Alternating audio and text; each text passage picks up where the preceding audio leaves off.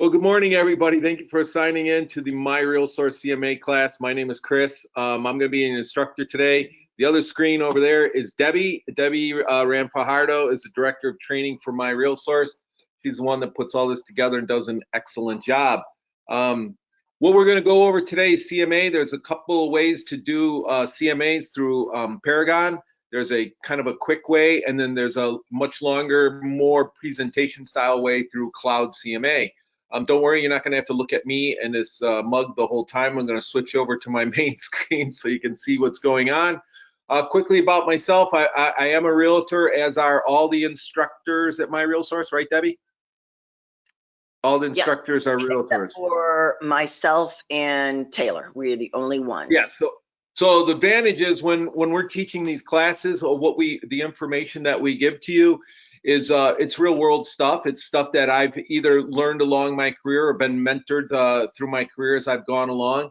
So just take what I have to say. It's my version of how to do things, but there's a lot of different ways to do what I'm about to show you. There's no one right way or one wrong way. It comes down to your personal preference and what you want to show this information to your client. So Debbie gave there are several handouts that come with this webinar. So you can look at those. The best way is to kind of follow along how I do things. And then these are all saved and downloaded to our YouTube page, and you can go back later on and look at stuff maybe that I go a little quickly over, or just try to refresh your memory on. And I'll cover all that stuff where you can find all this information at the end of the webinar. So Debbie, thank you for sitting in. She's going to be answering questions on the side. You have anything to say, Deb? Good morning. And I promise my dog will not be snoring the entire time. I'll be muted. Yeah, I had that last time. So with that, let's see. I gotta go to my screens. We're gonna show the screen, and right now everybody should be seeing My RealTor screen coming up. Is that what's showing, Deb? Yes, indeed. All right, I'm gonna turn off my video feed and just work off the screen. So here we go. So today's class is CMA, and there's a couple ways to do CMAs, like I said. Some realtors don't understand the value of a CMA. A CMA oftentimes is your first contact with a potential client. It's your first time to see the home. It's the first time to try to win that listing. There's a lot of information out there available to home buyers. I just went through a case where I have a listing. The house is pending right now. The owner called me up, said he's thinking of selling his house. He said he went on Zillow to see what Zillow said it was worth, and he feels that's where it needed to be. And I'm like, whoa, let's hold on right there. Let me do a CMA and find out what's really going on. I explained to him that it's a CMA is a comparative market analysis. It's not an appraisal, but we use kind of the same criteria and searches that an appraiser will let you know what actual market activity is. We ended up listing the house at $25,000 more than the price he had in his head. So, had I just been a lazy realtor and let my potential client go by what Zillow was saying and say, yeah, that's a good price, let's just list it, he would have lost money, I would have lost some of my commission and everything else like that. Similarly, back when the market was red hot and on fire, some Zillow estimates were getting way out of control, and people wanted to get that price for their home when the market had already started cooling down, and I had to kind of talk them off that ledge. So having a good CMA does the biggest thing. It demonstrates to your potential clients, it shows your value as a trusted real estate advisor to them, that you become the human face behind the numbers. There are all kinds of programs we're all aware of besides Zillow where anybody can go and get a automated value for your home. But you're going to be the one that understands the neighborhood, sells your professional services, and everything that comes along with it. So the CMA is a very, very important tool that we need to have in our toolbox. And with that, I'm going to get into it. As I said, there are two ways to do a CMA. The first thing I always do whenever I get a call for somebody and they say they're thinking of listing a home is I go to BS&A and I look at the tax records. The reason I go to BS&A, which is up here in the main head bar for your My Real Source. It's under tax. Under tax, all right, and we go to BSNA Online. BSNA is where a majority of the municipalities in the state of Michigan put all the information online about the properties. So I get a call from somebody, they're in Sterling Heights. So all you do first is, if you're not familiar with how to do this, we just go to Sterling Heights. That comes up. We want the city of Sterling Heights. Excuse me. And we're going to type in the address. You can also search by name if you know it. Fairfield. Oops, spelled it wrong. My bad. All right. So the house should come up. There it is. There's this. This is the property address. I select that. And the reason I start on BSNA is because I want to see who's on title. I've had cases where somebody's called me and the property's actually been in the name of an estate or a trust. It's been in the name of the trust and somebody else. Well, if all that shows up down here under who the owner is, property owner, then all those parties have to be present when you go to submit the CMA, hopefully to get that listing, because what you don't want to do is go there, submit a CMA, and then they got to go talk to somebody else, and chances of you not getting the listing, it diminishes. So this also tells you who is going to be the owner. Maybe in this case, it looks like a husband and wife, two people, and I don't see anything dealing with a trust or anything like that. So I know I'm just going to be dealing with both these people. I have had a call where someone wanted me to list their home. I came there with the CMA to discuss the value. I looked at the BSNA before I got there. It was two names. When I got there, I was only speaking to the woman. And I said, on the title, it shows two names. She's like, yeah, my husband's out of town, but he wants me to just go ahead and sell the house. We'll be back in a couple of weeks. I can sign everything for him. I put a timeout on that real quickly. Didn't want to be involved in something like that. So I went from there. Had I not gone to BSNA or something else to find who the taxpayer is, I could have had problems down the road with the listing. If you're not familiar with BSNA, it gives you the year built, some other information about whether the property is homesteaded or not, just all kinds of other tax information, the square footage, everything else like that you can find through BSNA. There are different tabs you can go through here, also see if their taxes are up to date. Just any kind of little bit of information that you want to get about the property is in BSNA. Sometimes I save this as the first page as a PDF file and I include it in my CMA if I want to. Other times I don't, but this also gives me the basis for which I'm going to begin my search criteria. So this is the property. I got the information I need to, and now with this information, we're going to do your basic search on Paragon so that we can start doing our CMA. I do want to preface this all by saying I've already done the search, so I've kind of got my parameters set to make it work for this class. If you're familiar with how to do your searches, you got to kind of play with the numbers a little bit you want to get somewhere around 3 to 5 closed. Now, when I do, appraisers use closed properties, or they try to. When I do a CMA, I like to include active and pendings. The reason I do that is I explain to the potential client that the active and pendings are your current competition, meaning if you're going to put your house on the market right now, this is what's already on the market and this is what the prices are at. And you certainly want to include the closed because the closed show what the market is actually doing. So I've already done the search, so I'll go quickly through it because the class is not how to do a search, but I want to show you the steps.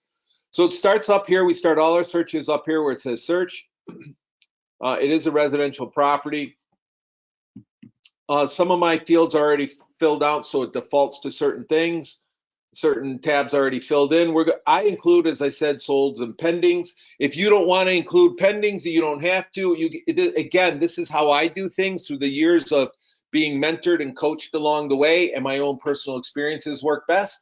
This is, you don't have to include, you can only do closed if you want to. I choose to keep my active solds and pendings. So that's going to be the search. Because we have pendings and solds, we got to put down a date range. I'm going 12 months back. The only reason I'm going 12 months back is because it works for this particular class. Ordinarily, I try to get more recent stuff, but I wanted to get more homes to kind of show you what a report looks like in the end. So we went 1 year back. I'm not going to worry about the price right now because I don't know the price. We'll get to the area or where we're going to search. Actually, I'm going to leave all this other stuff blank. The structure style, I do know it's a 2-story home, so I don't want to have ranches in there. This is a part of Sterling Heights because I live in the area and I'm very familiar with Sterling Heights, Warren, Shelby, those areas.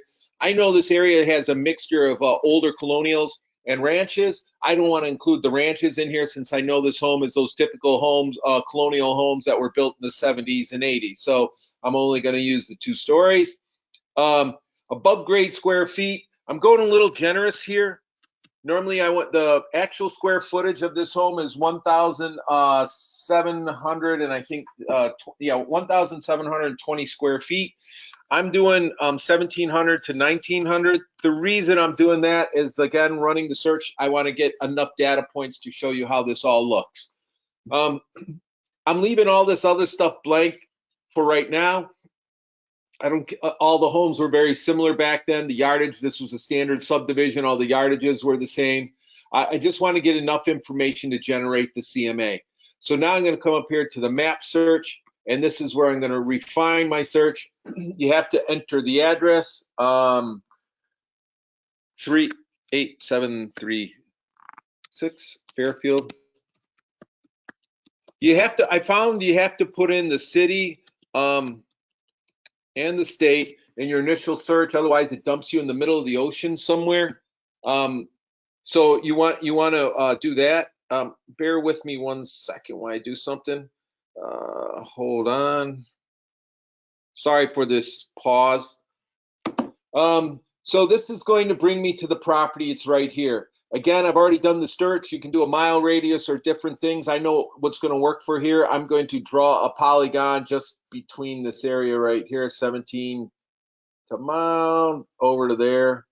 Now it's going to load up the results. Oh, okay. So I'm going to run the search to see what I have. See how it looks. Basically, when I'm looking at the homes, everything, they all look to be 2-story homes. Everything looks good. And then all of a sudden I see this home right here. This is an area of Sterling Heights that has some newer construction. Our home was built in 1976. I choose to, at this point, not include some of these newer homes. I feel it kind of skews things a little bit. I don't want to compare a home from 1976 that was built in 2022. So I'm going to go back to the criteria, and I'm just going to add in a year built, maximum year at 1986, because I think there were some homes built in 1986 there. So that gets me, yep, all these homes. I have seven properties showed up, 2 are active, and 5 are closed. I like this right now. It's kind of a good representation of the homes, similar to my property. I haven't seen the potential home yet. I haven't been inside, so I don't quite know what the fit and finish is going to look like of the home. But I know square footage wise, location wise, neighborhood wise, everything else is the same. So I'm going to go with these 7 homes for my CMA. The first way I'm going to show you to do is what we call the CMA summary, and that's just a quick kind of 1-page little report. Both processes start out the same, whether it's CloudCMA or the CMA summary. You do the search, you select your properties, and because normally I would go through these homes and look at them all to get a better understanding of them. I would take the time to kind of see what some of the photos and see if there's any unique features. Maybe if one has a pool, I might discount that or take that home out of the search. If one had I don't know, some sort of weird anomaly, maybe take that out of the search because I want to get, basic similar homes. However, in this case, just for the purposes of the class, we're going to take all 7 of these. The quick way is to select that box right there. It all turns green. That means all these properties are being selected. So you come over to the far right side of your screen where it says reports, select reports, come down here to this screen where it says CMA. It is a drop-down screen, so when you select that, it gives you 3 options, quick view, summary, and spreadsheet. I will show you quick view and spreadsheet. I don't use them. I don't think I've ever really used them. I just know they're there. This is the quick view. It lines up your homes. There are 2 pages of it. Just kind of gives you a quick little breakdown of the homes. The other thing that you have available to you, sorry, under CMA is the spreadsheet. Very similar to the page we were just at. Kind of lists the home and whatever headings you want up here. The real main thing that I come here for is the CMA summary right here. It's the middle one. What the CMA summary does, it divides your sheet into active, sold, and if we had pendings, it will put a few pendings would be down there. And it lets you know if there's more than two or more properties, it'll give you the average. If there's 3 or more property, it'll give you the medium and the maximum and the minimum. Down here like this, we have 5. So, and what you can see is it gives you the average of all these column headings you have up here. As you can see under the residential active, the average square foot of the two homes listed is 1,800 square feet, and sell price is this, 329, and the price per square foot is 181. Down below, it does the same thing for the residential, and because we had 3 or more property, it gives us the minimum, the medium, maximum, and minimum prices all right here. So you can use whichever data you want to. I stick with the average price. I don't use the median price. And as you can see, the interesting thing is if you look at these 5 homes, the average asking price was $298,740 versus these 2 homes that are currently on the market are $329,950. But the other interesting thing that I see from this quick CMA is the average sold price was less than the average selling price. So you can get that information quickly from this. The one drawback to this report is it does not compare the subject property with any of its criteria, its square footage and everything to any of these listed properties. It's just a 1-page report like this. So where would you use a report like this? I use this report a lot with my investors when they just kind of want to know a home that they called me on. I'll run this real quick and email it to them or text it to them or whatever so that they can look at it. I also use it if I have buyers who are looking to write an offer and they come to me and they say, hey, you know, what do you think we should offer? And so I want to know how the market's kind of doing for the home. I'll run a quick CMA like that. I'll give this some information. I'll say, here's where things are at in the marketplace. You know, where do you kind of want to be? It's a quick report. It gets them the information kind of quickly. I can filter the information on the front end with the search criteria to see how the report comes out. So it is a quick summary of the properties that are listed. The other nice thing about this report is each one of these fields, this whole report is customizable. To customize it, you just come up to this lighter blue bar where it says Customize, Fields, and then here is everything. We're working, cancel out real quick. You have active and sold. If you had pending in here, you could see that, but we don't. So you have the active field and the sold field, so you can edit each one however you want. If, for instance, I was running into an issue a while ago with a buyer who every time we looked at homes, he kept saying the bedrooms were too small or something similar like that. And I was getting frustrated because all the bedrooms were about the same size. So I actually generated a CMA for him like this, and I changed all my head. I got rid of all the sold and everything else to the bedroom sizes in there. And this showed all the bedroom sizes for all the homes we looked at. And there were enough columns in there, and it worked really well. So when he saw it visually, it finally convinced him, even though I was giving him listing tickets that had the bedroom sizes listed on there, when he saw them all stacked on top of each other very quickly, it helped him to understand that the bedroom sizes in the area he were looking were all generally the same, and we wrote an offer on the next home we looked at. In order to do that, you come up to the field that says Customize, and we select Fields. Here is currently what you're looking at. Here are everything that you can include in there. You can either do it by doing a quick search. Like if I wanted to do acreage, I could put in ACR, acreage pops up, and I can select it over here. There are 2 ways to move something over. If you had multiple ones, you could select it to the left and then hit the add button, or just double click on it and it automatically brings it into your field. The only drawback with customizing your report is it only does it in the active screen. As you can see, I have to go through and do the sold, pending. If you were showing expired and withdrawn, you could do that. If you had somebody who wanted to see all the expired listings, you could go in there and enter some data and pull up all the expired listings and, you know, maybe search them yourselves or give them to an investor or something similar. But you have to change each one of the headings individually. So I added acreage to the active one. We have to save it, otherwise it won't. And now I'm going to come back and I have to unfortunately do the same thing to the sold. I want to add the acreage, and there it is. It came over into the sold criteria bar. We'll save that, and when I get out of it, you can see acreage is now in here. It didn't save in the active, so I'm going to go back and redo that real quick. I think it took it out. Active acreage, there it is, came in. So we're going to hit save. Now you can see it's been added into my columns. The other nice thing about this, if I wanted to put the acreage over here next to the square foot, it's very simple. Again, come up to customize and fields. Select the tab you want to move. See how it turns dark blue? Just click on it with your mouse and drag it to wherever you want. And now it drops into, we're going to put it after year built there.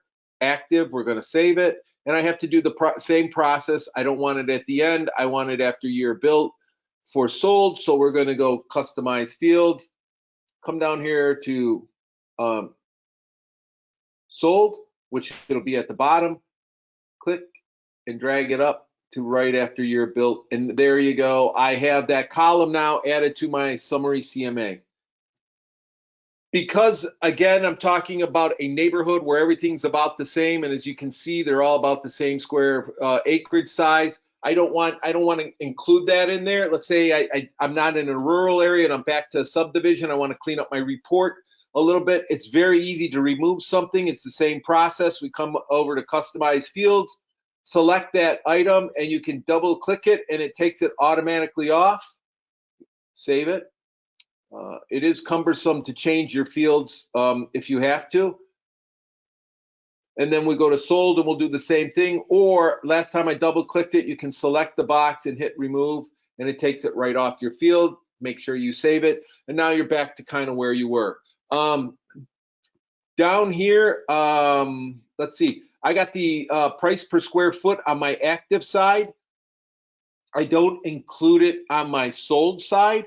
But I have the sold price per square foot, but we have 5 homes here that show me my average sale price, and so I can do a better comparison to see how it compared back for the price per square foot. I'm going to add that back into my sold column. So this is the last time I'm going to show you how to do this. We're going to come up to, sold, and we're going to go in price and price per square foot. And I'm going to put that right behind my asking price. Save that. Save that.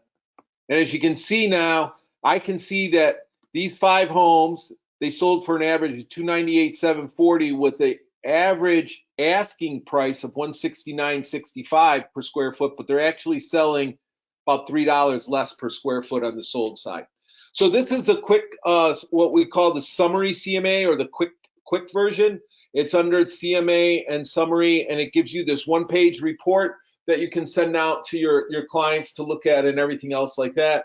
The plus to this, it's quick, it's easy to do, gets you the information quickly. You can use it pretty quickly for both buyers, sellers, whatever people need. The big drawback, I think, that it doesn't compare back to your subject property. So how do we get back to our subject property? Well, the way to get back to the subject property is we come back here to the search. Yep, here's our reports, MSL default spreadsheet right here, MLS default spreadsheet. We still have our 7 properties selected. You have to select them. Now this time, excuse me, we come over here to where it says actions, kind of looks like a plug. It's right here. And when you select the Actions tab, it gives you CloudCMA. There's a buyer tour, showing time, but you have CloudCMA. You select CloudCMA, and it automatically, as you can see, a new tab was added, takes me to CloudCMA where it starts generating your report. And the first thing I always do is I name the report. Whatever name you put in the report is what is going to appear on the front cover of your CMA. I typically just put the people's names in there. You can write whatever you want in here. Sorry, and can't type and talk. Make sure it's spelled right, because again, it's going to be on the cover of the CMA. Private notes are just that. If there's any notes you wanted to put in there that does not appear on the report but appears on the screen, only you get to see them, you can put those notes in here. It pulls in the exact listings that we had. I do not recommend the quick and dirty CMA from CloudCMA.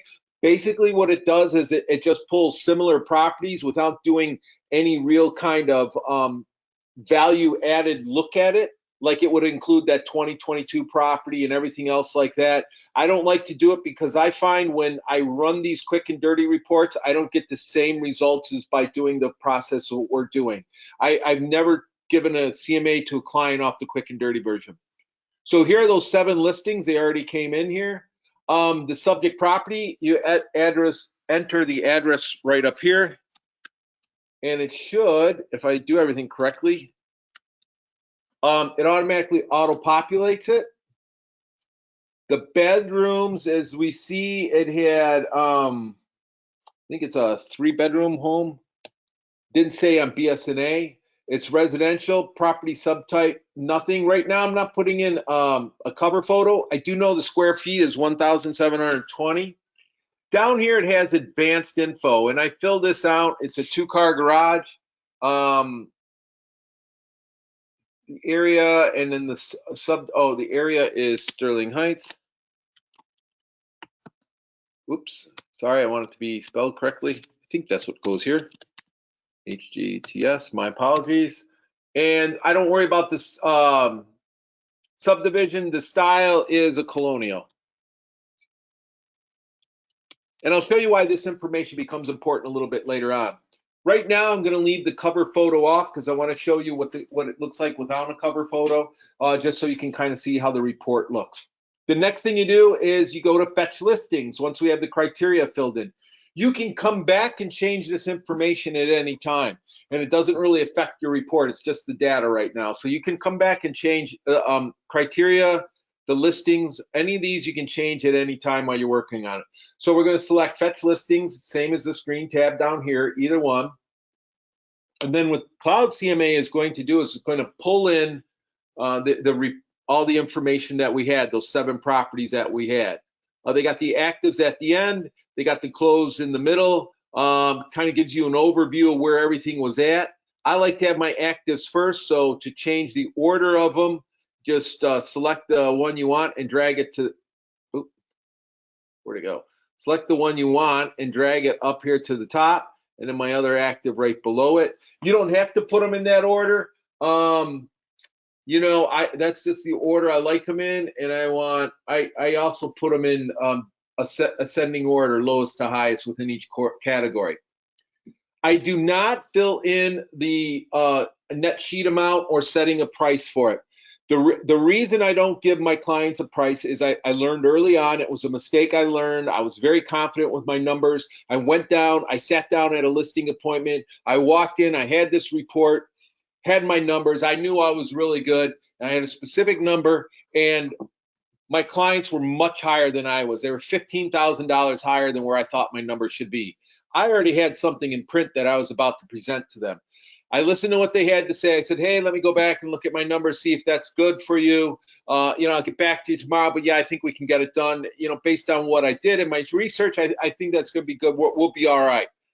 And I went back home, and then I called them the next day. They didn't take my call. Called them the next day, didn't take my call. The third day, they finally answered my call, and they said, yeah, we listed the other day with somebody else at the higher number. I learned that lesson. So what I was advised to do was to either, you know, if you're going to put something in writing, put a range, and always let the seller select the number within the range. Or what I do is I just talk in generalities, and then we have that conversation when they're in the house. There's a couple of things why I do it that way. Number one, I haven't walked through their home. I don't know if they've done any upgrades. I don't know if the upgrades they did, in their mind, they think they're great upgrades, but the reality is they're not very good upgrades. How many times have you gone on a listing appointment and the potential client thinks they're selling the Taj Mahal, and when you walk through with buyers, they think they're buying a foreclosed fire sale home. So I don't know what the upgrades look like. I don't know what the fit and finish of the home is like. I don't know if how things look in the house in general, if it has really good curb appeal or anything like that, or how it looks. So I have that range in mind, and I don't want to put anything in writing. The other and the biggest reason is I don't know what numbers they have in their head. I don't know if it was Zillow, the dreaded neighbor, one of the family members saying, "Oh, I'll give you this much home for your money all day, every day, if you were to list it." And the reality is those people never come around when the house actually goes on the market. So I no longer put a number in of any sort. I don't even have a range. I'll have that range in my mind so that I can talk to them about what the range will be and why, so that when they select the number, we're happy. But my purpose of giving a CMA is to get a listing. A side note, I do not ever go and present a CMA without having a listing packet with me in the car, in my briefcase. Now, some of the offices, if you're in your office on a regular basis, some of the offices have pre-listing packets already printed out. Take that with you and fill in the information you can.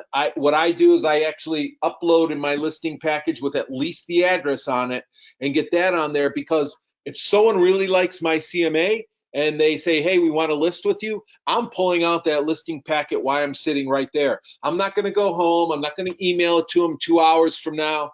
Yes, it's kind of a pain in the butt because it's not electronic signatures and I got to scan it into myself and send it out.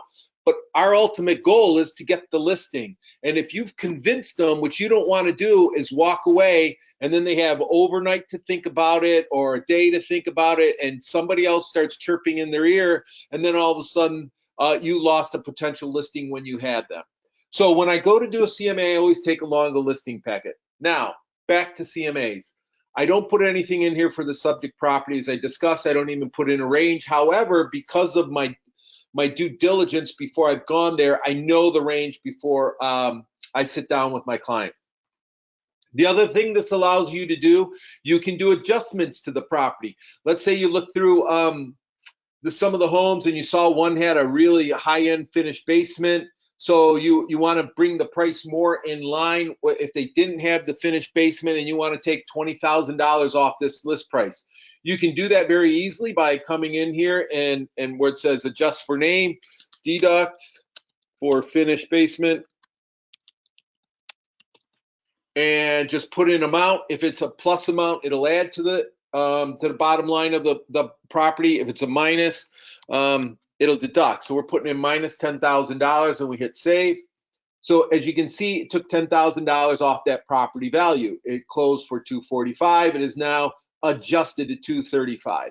If you don't like what's there, all you gotta do is select the garbage can and it deletes it.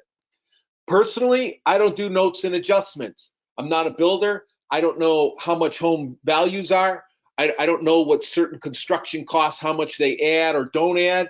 I'm not an appraiser. I don't want to get into that. My goal is to kind of settle the mind of the potential client of what their home should be listed for.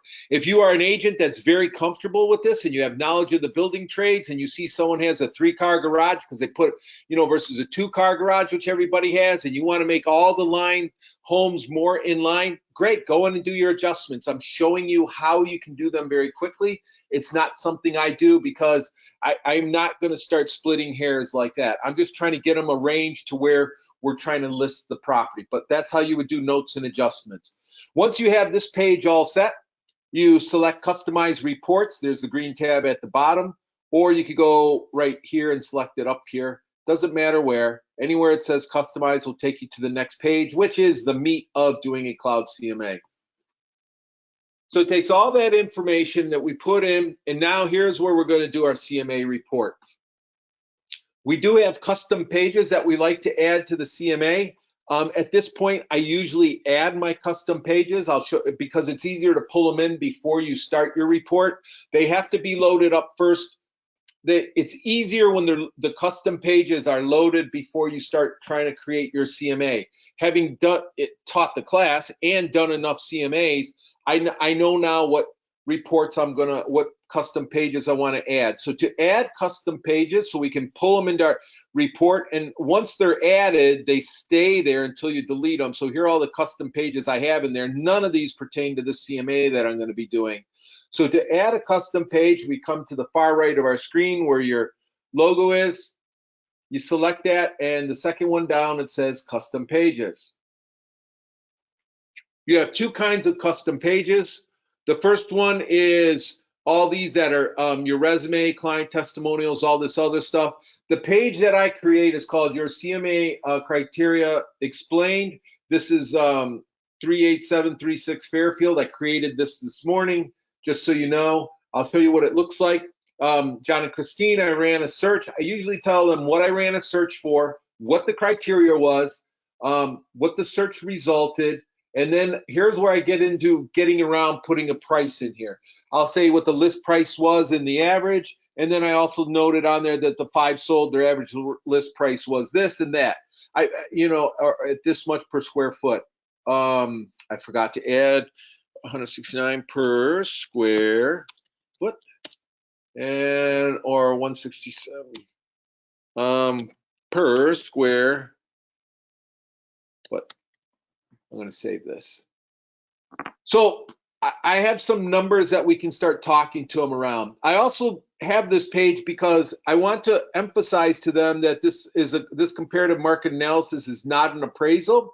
And I also want to stress on them, and this is a talking point I do at my CMA presentation, that, hey, this is the market activity at the time the CMA was prepared. Market conditions are always changing, and at the time you actually list your home, the market may have shifted and the value of your home may have changed from what is suggested in the CMA. I have had cases where I've given somebody a CMA, they weren't quite ready to do. 6 months later, they call me up and they say, Chris, we're ready to list the home. I'm redoing the CMA. I'm going to go back and see how these homes are going, how the market's doing. Maybe there's been a shift up or a shift down. As you know, we have seasonal shifts.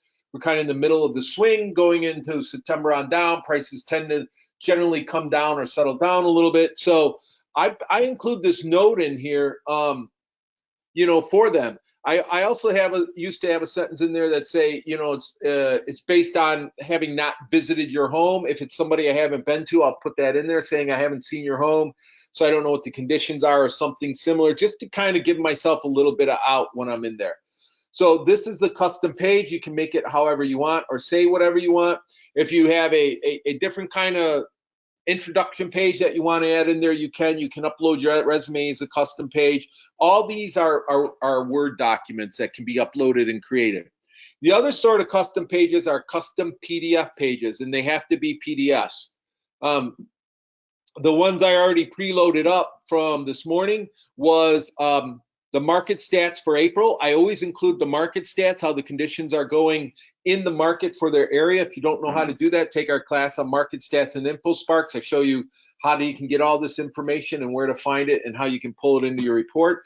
And this morning, I also ran this report through InfoSparks, which shows the average percent of list price, what they got over asking. So I'll show you the page, blow it up so you can kind of see what the report looks like. As you can see, back in middle of 2021 and middle of 2022, we were about 105% over asking. We came down to 98% right at the end of the year, and it's starting to creep back up. The reason I chose to include this report in this CMA is because I want to kind of let the clients know, oh, this is for Sterling Heights, Macomb, Clinton, Shelby, and it kind of shows them that we are starting in an upward trend to get back to around 100% of the list price. So we're not in the days where you list it correctly and get these stupid high crazy offers. My point of including this is to help settle their expectations of what's going to happen when we list their home. Okay, so that's just what that report looks like, and it's a custom page. There is the other thing that I like to include is the Zillow amount, because I know they've already looked at Zillow.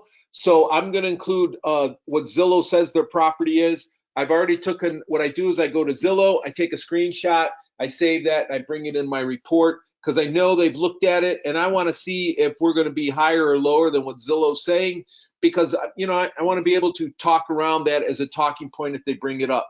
So to upload something as a PDF, you just select upload PDF. Go to it automatically pulls down where all your files are. This is the Fairfield Zillow right here. Select that and click open, and just that quickly it automatically brings it into your report. So that's the Zillow page, and I'll show you why that becomes important later on.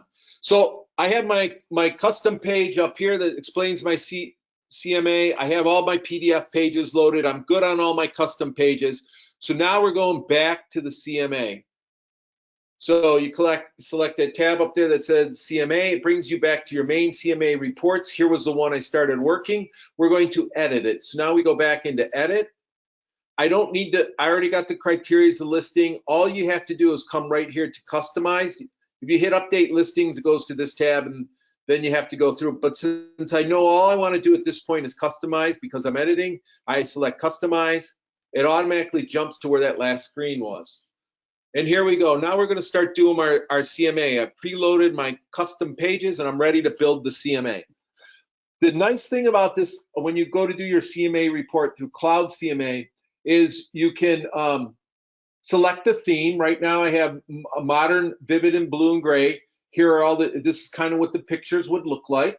You have all these different colors to select from. Some of the, depending on which brokerage you work for, some of those colors are preloaded. You can grab those there if you want to make them the brokerage colors. Some of them down here, the classic looks are different colors, and it also changes some of the pre-formatted pages slightly.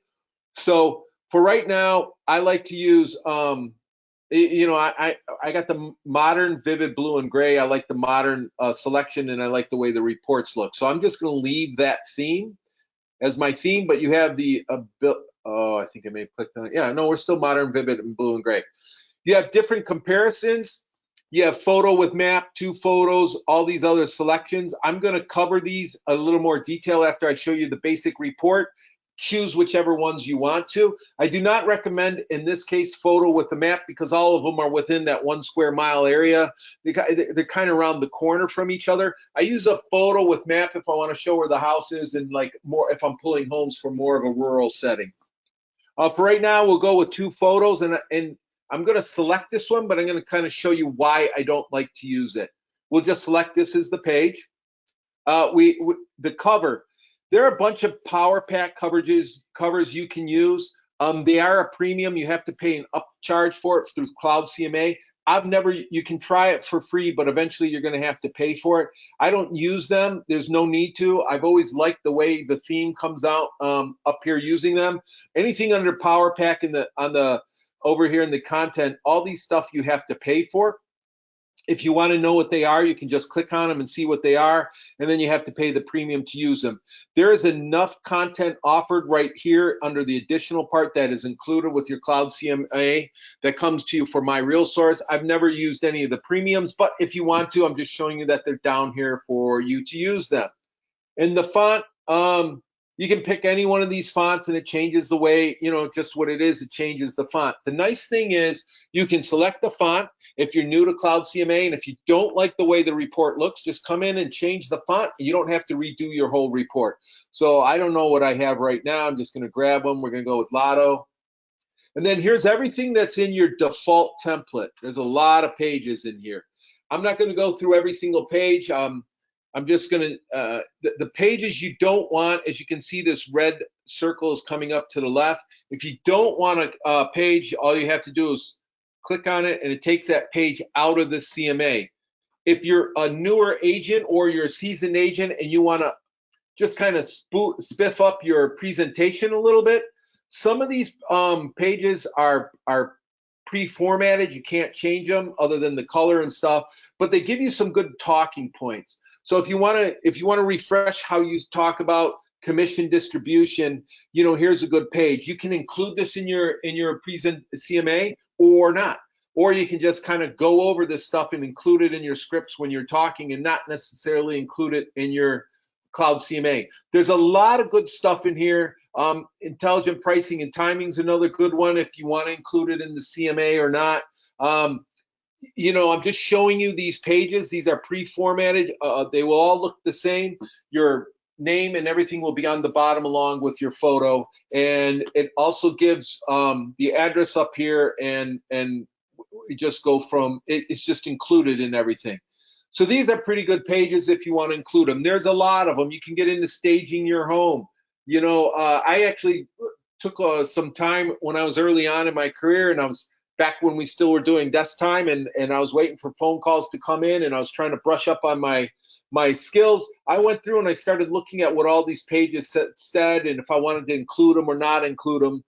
You don't need to include them all. You don't have to. So I know which ones I don't want to include, and I'm just going to start dumping a bunch of things to get my CMA where I kind of really need it. So seller's net sheet I don't need, suggested list price. So I'm going to leave all these in right now. I got I don't have anything. Our company agent, cover letter, title page, everything's in right now that I kind of like. If you want to see what one of these pages actually look at, all you do is click on this, and it'll open up the page. This is a pre-formatted page that I keep in. It explains a little more what a CMA is. I talk to it briefly when I present my CMA. However, I kind of leave it in there in case you want to read over it. And then immediately behind that is where I'll add my custom page for their search criteria. So here's just everything that you can add. Under additional content on the left here are all the other pages you can add. Each one of these arrows that are pointing to the right are drop down. Just simply select it. And here are other pages you can add. For instance, we have more photos. I'm going to add that because, well, we'll leave that out for right now. I'll explain to you why you may want to add that or may not. Here's under the analyst chapters. This is one of my favorite reports that I always add. And the reason I add that is because if you recall back when I talked to you about Zillow, sometimes Zillow populates this for us and gives us the information. And as you can see, this comes from Zillow. And right now, it tells you how accurate the estimates are. It's the sold price was $268, but Zillow at the time was saying the house was worth $276.4. So when this sheet, you know, I like to take this information with me, because included in the report, because if they looked at Zillow and we're seeing that Zillow right now is $8,400 over, I've had some reports where these have all been filled in down here, and the average has been like $7,000 over. It makes my discussion with them much easier, where I'm saying, hey, Zillow's a little bit off, because I'm speaking with facts and I'm presenting it to them in writing, and it's sourced by Zillow. It's not me giving them the information. So I like to always include this online value analysis report and talk to it. Anything you add, they automatically drop down here. Just select the plus button and it adds it. It always puts it at the bottom. You can move it up whenever you want to wherever you want. I told you I added some custom pages, preloaded those. I have my CMA criteria explained for Fairfield. Where is that at? Fairfield, oh, I can't find it in here. Should be CMA, Birchwood, Bridgeford. Okay, I can't find it right now. Doesn't matter, I'm just gonna grab this one. Oh, there it is. I have my Zillow that I wanted to add, that sheet I got from Sparks, and the market stats for Sterling Heights. I want to add all those into my report. Those are the custom pages I already loaded. They're all at the bottom of my report. I don't like them in there. So the easiest way to move them is I just click on it, and I got that 4-hair cross bar in the middle, and you just drag these tiles to wherever you want. Okay, so my CMA criteria explained, I like to put it behind what is a CMA. So I'm going to drag that all the way up here. My contact me page, I always like as my last page. That's just my personal preference, no real reason. I just like it at the end because that's what I close my report with. Here's the Zillow page. I like to put that right behind the online value analysis. Market stats and the other things kind of are my last two. Market stats and the percentage sold is kind of what I brings everything together to remind them of what the market is doing, and it's kind of how I close my presentation to them. So we're going to leave everything in the order it is, and I'll start showing you what the reports look like. So the first thing we want to do is we want to save this template. Otherwise, if you go out and come back, you're going to have all those other pages in there that we need to delete. I just simply save it as their last name.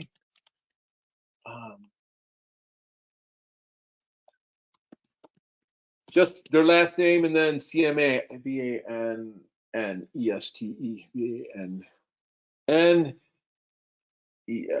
There you go, CMA, and we're going to save that.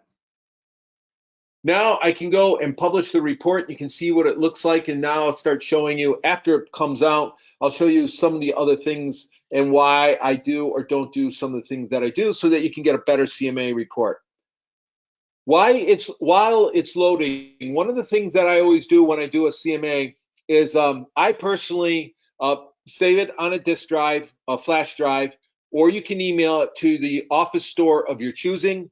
I go there and I use heavier weighted paper because I get this printed on two sides in color. I use a 30-pound weight paper. It's a sturdy paper. It doesn't bleed through. It looks way better than me trying to print it out at home or my office copy machine. I have it spiral bound with a black back and a clear cover.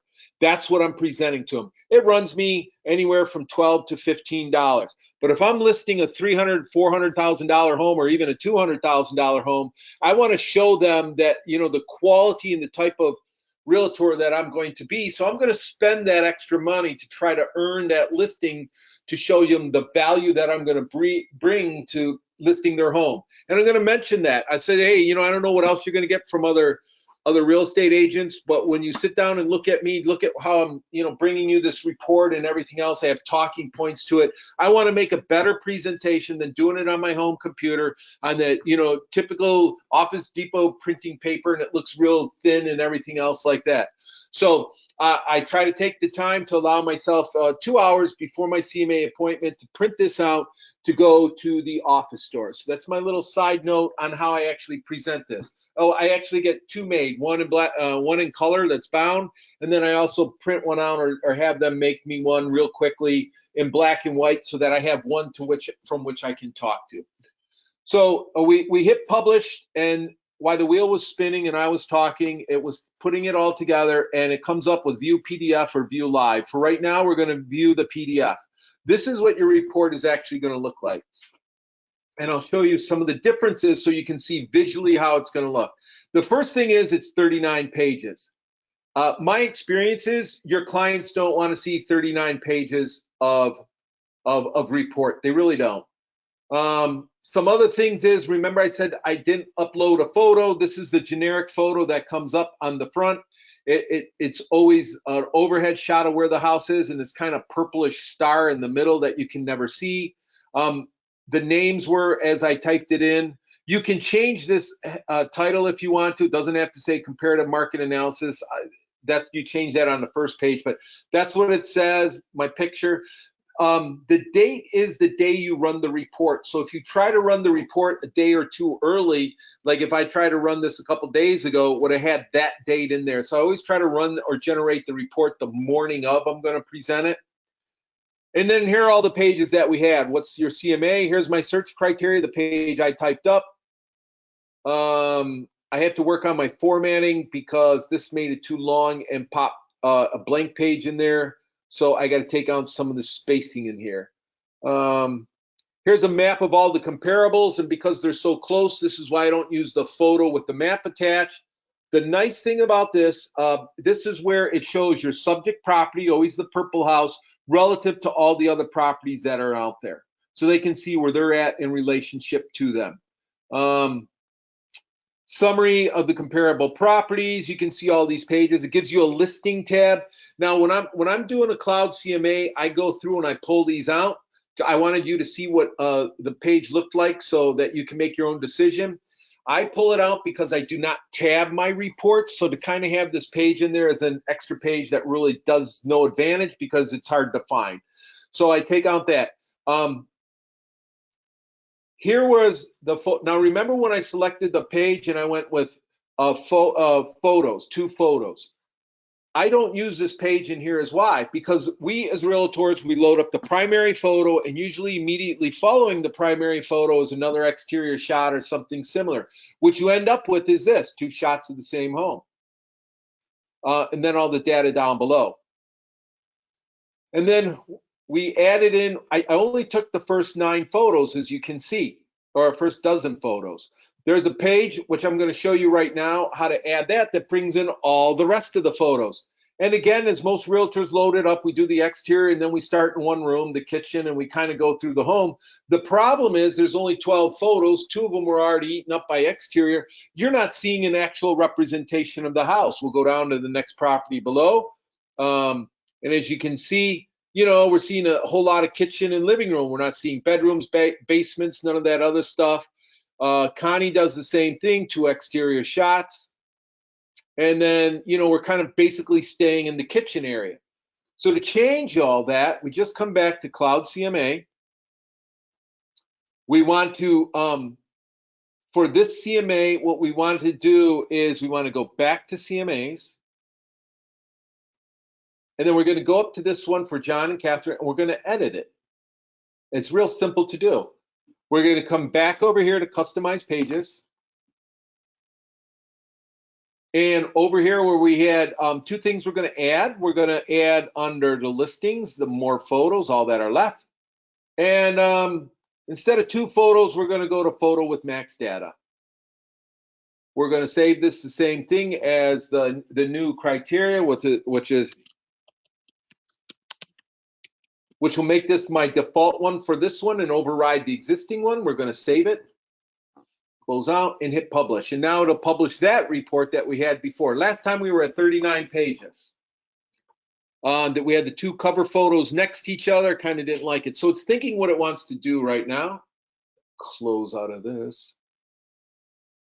So what it's doing is it's publishing the report for you to look at as a PDF. It's going to take a little while because I imagine by adding all the photos, we're going to have a much bigger report. There, it's available. Click on View PDF and you can look at it. Everything else has stayed the same, so I'm just going to go down to the listing pages when it pops up. As soon as it loads.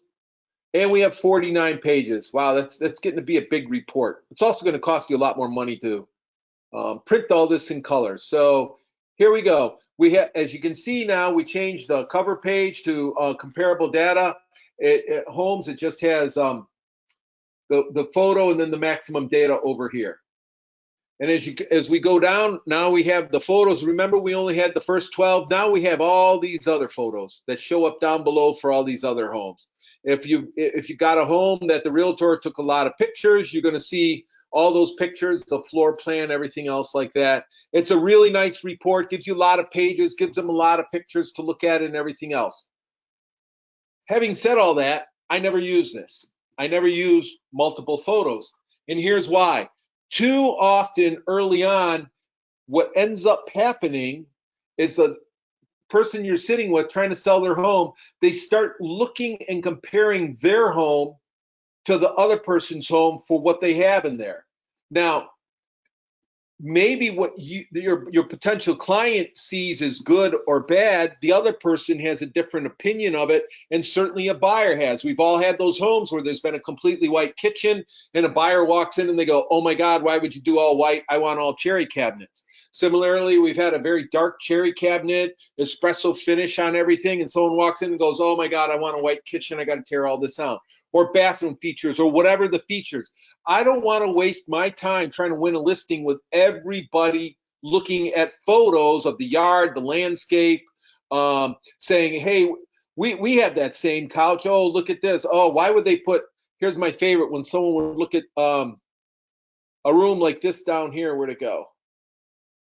And go, why would they paint? Look at this, there's no paint on the walls. They need to paint that. They need to do, I see it's a little bit dated. Okay, I understand that, but I don't want to waste time going through each and every home that's on the market because different people will see those homes differently. So what I do, we're going to go back to the reports and I'll show you how to fix all that. Back to CMAs. back to my CMA, and I'm going to edit it. And this is what's really cool about CloudCMA. We're coming back up to customize. Let it load up. And remember right here, we had a couple options. Well, you have, I either use 2, 3, or 4 column comparison. 2 column comparison is just that. It shows 2 homes side by side. The two homes all the time, side by side. 3 column comparison is just that. It'll show 3 homes on each page. I'll show you, that's what 3 home comparison is. The one I use most often is 4 column comparison. And the reason I use 4 column comparison, I'm going to publish this report. Oh, there's one other thing I want to show you. Hold on, I want to go back to CMAs. I got to let that load up. Why it's loading? I like to take a photo. BS&A, when I pulled up their BS&A, if you recall, they had a photo. I like that of the front of the house. I pulled that off and downloaded it on my computer, and I'm going to use that as my cover photo. And I'm going to add the cover photo, and here's why. I've also had times where it's been a nice sunny day. My CMA appointment's not for 3 or 4 days. I'll drive by the house, kind of become familiar with the street and the surrounding area, and I'll snap a cover photo of the house. So it is Fairfield photo right here. We're going to open that one. It's going to load it. I'm not going to crop it or anything. I'm going to select crop. We're good. There it is. We're going to update the listing. You have to update the listing for the photo to load. And then we come to customize, just where we were. And as you can see, I still got the 4 column comparison. Now we're going to publish the report. I'll show you what it looks like. This is kind of the standard format that I use with a few pages maybe tweaked in there. I'm not going to go through the tweaking of them. You guys can figure out how to do that. I want to move on to a few other things. Here's your view of the PDF. Now we're at 21 pages, a much more manageable report. And remember where we had the overhead shot of the community with that purple thing in the middle and you couldn't really see it? This looks much better, I think, to give them a report like that. Maybe it's an older photo, I get that, but it's still a better presentation than the overhead shot that comes standard. Best is to drive by, like I said, and try to snap a photo. Here are all the pages. We're just going to scroll down really quickly to where the listings are. And right now, here's the comparable properties. The reason I use the 4 column comparison is twofold. Number one, on the far left is always the subject property. And remember where I put in Sterling Heights for the area, so you see all these columns are kind of filled in, right across the year built, square footage, everything else like that. And following them are the properties in order that you have them listed, the actives and the closed. We'll go to the second page, comparable property, here are the closed, and there's a third page with one more. The other reason I like the 4 column comparison, there's no interior photos. There's none. So now I'm talking to them based on the data, the stuff that really kind of matters, the sold price, the price per square foot, what year your home was built, any other that information. I can talk to these points, not whether or not someone had a granite that somebody liked or an espresso cabinet or a white cabinet or gosh, they're not very good housekeepers, or why would they paint that? That's an ugly blue in that bedroom. I'd never paint it in my house. So I don't have to have those discussions because using the 4 column comparison accomplishes 2 goals. It's the only report that allows them to show the subject property compared to the other properties, and it minimizes the photos. So we don't get lost in those discussions of meaningless stuff. I'm trying to get them to come to a price to ultimately get a listing. All the other information stays the same. Here is the online value analysis from Zillow, followed by here's what I uploaded from Zillow with a range of 221 to 279. Sold property analysis is that here's what, this is a good report. Again, go through some of those pre-formatted reports. It shows you average day on market, what they're selling for versus what they were listed for, all that other stuff. It's a good report. Here's some other things in there that you can include or not include the reports. I left them in. Here's my Sterling Heights market activity for April that I loaded in. And here is the percentage, average percent of last list price loaded in there. Those are all my report. Oh, last page should be me. And this is always my last page. So that would be what my report looks like. There's a few other pages I would clean up. I told you I would take out the analyst tabs, all these blank pages. For time, I'm not going to go through and show you what that cleaned up report looks like. I'll probably have this report right around 15 to 20 pages, which is a good report for me to sit down with and have that conversation, what their price should be to win the listing. So there are a couple other neat features that I'm going to kind of go to now with CloudCMA. Once you've completed your report, you have the View Live feature. View Live kind of really took off when we weren't allowed to meet with clients and we had to do everything remotely. It's still a good tool. I don't use it that much because I now that we can get face-to-face, I want to be face-to-face and try to read the reaction and have that conversation. I highly recommend that if you want to get familiar with how to do it live, that you create a CMA for your house, send it to yourself, and go through the View Live. What this does is it sends it, you send it to them, your potential client, and you walk through each one of these tabs with them, and just tell them, you know, as each one of these tabs come up, you take them through a live presentation of what your CMA would be. It's a great tool. It's not something I'm very familiar with because I don't use it a whole lot. There are other agents that do use it, and they like the way it is. For whatever reason, they can't be face to face, so they use the live version. We'll go. You can also email the report, copy the PDF link, or copy the live link. And this is where you would, if you're doing a live link, you would copy the live link. Just select that live link, copy, and then you would generate the email and put paste, and that would send them the link for them to open it up. There are a couple other things you can do with CloudCMA. You have to go back to the CMAs. Here's the CMA I'm working on. These three dots up here, if you drop them, you also pull up the PDF link, the live link again.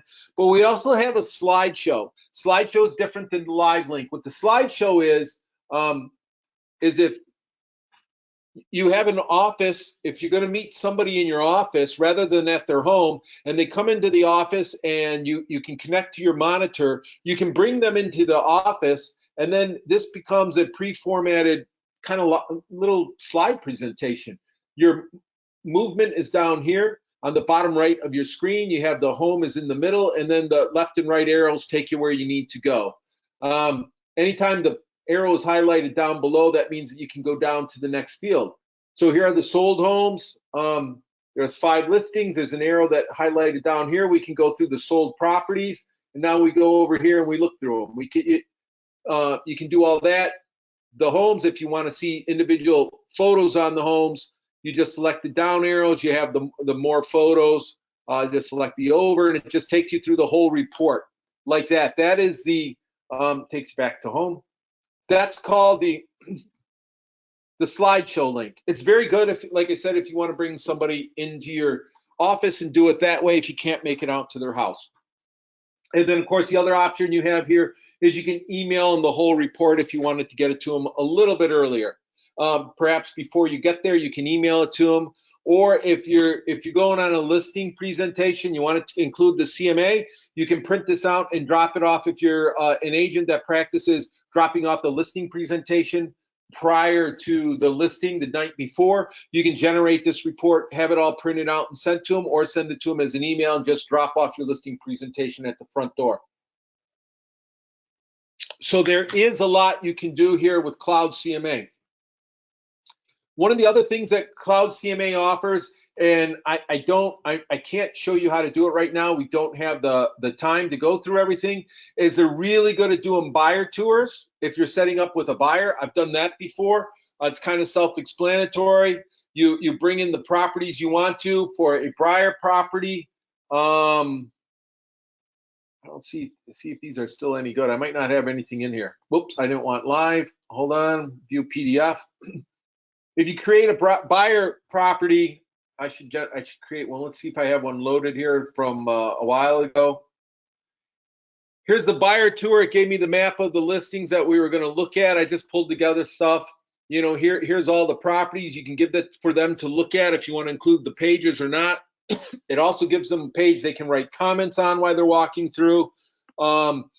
And then they can rate the properties when they're done and how they feel and everything else. So you can generate a nice packet to give to buyers if you're going out. Again, same thing, same format as CloudCMA. You can edit and delete pages if you want to by coming up here and hitting edit and selecting out what you want to. Another good feature that CloudCMA offers to you is flyers. If your office doesn't do the flyers or you do things on yourself, you can create your own flyers here. Here's the flyer I created for an open house I did. It was for sale. There are different formats you can go there. The information comes in. This was the flyer I put out for the open house, and I left for the potential buyers coming through the home. This is also something I go and have printed out on the heavier weight paper because I'm using color ink and I want it to be nice, not all kind of crinkly and looking fuzzy because I did it at home. Spend a little extra money to make some money. So, and the same thing, you can come in here and edit them. There are different things you can customize it. You can, if you always go to the customize tab, they have the font, different information and everything else. The layout, they have different layouts you can select and all that other stuff to create your own flyers if you want to. It's pretty cool feature that's also under CloudCMA, not just doing CMAs for comparative market analysis. The main thing I use it for is to do side-by-side comparisons of a CMA, and I have used it for property flyers, but that's what basically I use CloudCMA for. One other thing that kind of wraps up the two ways to do CloudCMA and our regular CMAs. I'm just going to recap quickly how to do everything, cover a couple other things, and then we'll be done here. So I appreciate your patience so far. Again, to summarize, it always starts for me with the tax search on BS&A Online to pull up the subject property to make sure who's on title and just make sure who I'm dealing with, and to get the information from which to do the search. When I do the search, I like to include actives, pendings, and sold. Actives and pendings are their current competition. Closed are what the market is actually doing. I try to get around, 3 to 5 actives and pendings and 3 to 5 closed. If I can't get active and pendings, it's okay. Closed are all I really need. Then from there, you select the properties you want. If you're doing the CMA summary, it's the far right reports. Down here under CMA summary generates the report, and as I said to you guys, you can change these columns by coming up here and customizing them. The other way to create a CMA is you select the properties that you want, come up here to the actions button, go to CloudCMA, and it'll start generating your report from there. So those are the two ways to kind of do CloudCMA. One other thing I do want to talk about real quickly, why we're doing it is under tax, under resources, we have RPR. If you're not familiar with RPR, it's another good source. It's for realtors and everything else.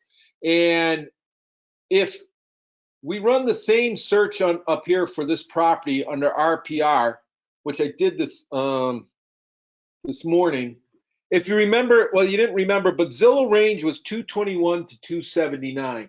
Look at the RPR estimated range, 258 to 336. The reason I don't include sometimes I print this report out and take it with me. The reason I don't really include it in my CMA, nobody knows who RPR is outside of a realtor. They know who Zillow is. I could show them reports all day, every day, but if it doesn't say Zillow, Trulia, Real Estate, any of the known people, they're not going to accept the information as much. But I sometimes check after I do my, understand the range I'm going to be in. I'll come up here and run an RPR, do their report, and see where they're pegging the house at, and kind of seeing how closely it aligns with Zillow. Again, they're just talking points for me in my presentation.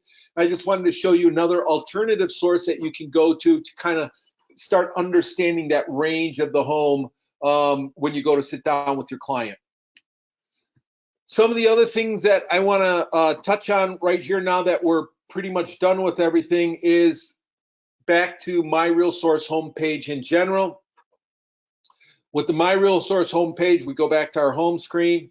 As I mentioned before, Debbie takes a lot of these videos and edits them. She uploads them on our YouTube page. If you haven't been to our YouTube page, I highly recommend that you go to it. If you're a trainer or working with somebody out there, or you're mentoring somebody, and you since you're my RealSource member and you want to take some time to show them how some of this stuff works and refresh your own memory, you can go to our YouTube page and find all these webinars that we've done, and they're all in there. So the YouTube page is found by going to this darker blue bar right here, selecting YouTube, and it pulls up the My RealSource YouTube page. We ask that you like and subscribe. That just helps us. My RealSource takes great pride in. That just helps us with things on the back end of YouTube. If you're going to search for something on the YouTube page, do not search up here. This is the search bar for YouTube. You search down here on this magnifying glass down here for anything on the My RealSource page. Here are different webinars that Debbie has already loaded up right here that you can go to and see. If you go to playlists, I think it's playlists. Here are like, if you want to understand market stats and info sparks, there's 18 videos under this playlist that you can go through and look at to see some of the things. I myself, even though I'm an instructor here and teach some of these classes, I come and look at these videos just to get more information and keep my skills fresh. Because we're in an advanced stage where everything is updated on a regular basis, these programs are always updating. I actually taught a class on market stats, and 3 weeks later taught the same class, and the screen had changed on me. So I do refer back to these, and just to keep my skills fresh. There's a whole lot of great content in here that you can look at just to kind of see how to do certain things with social media and marketing. But anyways, this is all our playlist right here. All you do is, where's the one? Market stats. Here they are. You just select it, and here are all the different videos right here that you can come through and look at. So my class is usually loaded up there within a couple of days. If there's something I covered here and you want to go back to that section, Debbie edits them and does a great job of editing. You can go back and review something that maybe I covered quickly, and also look at what other agents, how they teach their class. We all have a little bit different way of teaching things. I've learned a lot by listening to some of the other instructors. They have little tips and tricks that are different than mine, and they've helped me. So that's under the YouTube page. The other thing that you have is the MLS documents.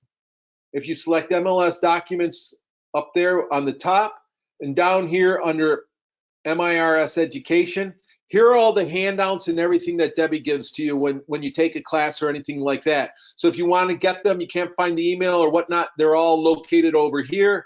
You can do a quick search by coming up to the search bar, and we'll type in CMA. And here are all the ones for the CloudCMA. You can select any of those right there, and the PDF, there you go. The PDF will load for you.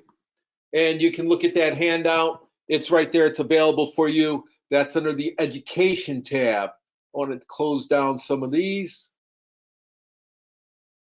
So that was under Home. And up here, MLS Documents. And we're already under that. The folder, it's this folder down here. The other thing on the home page is I like to look at once in a while, if you forgot Debbie's emails, is the class schedule. And I'm bringing up the class schedule because here's where all the classes are that you can take and brush up on your skills.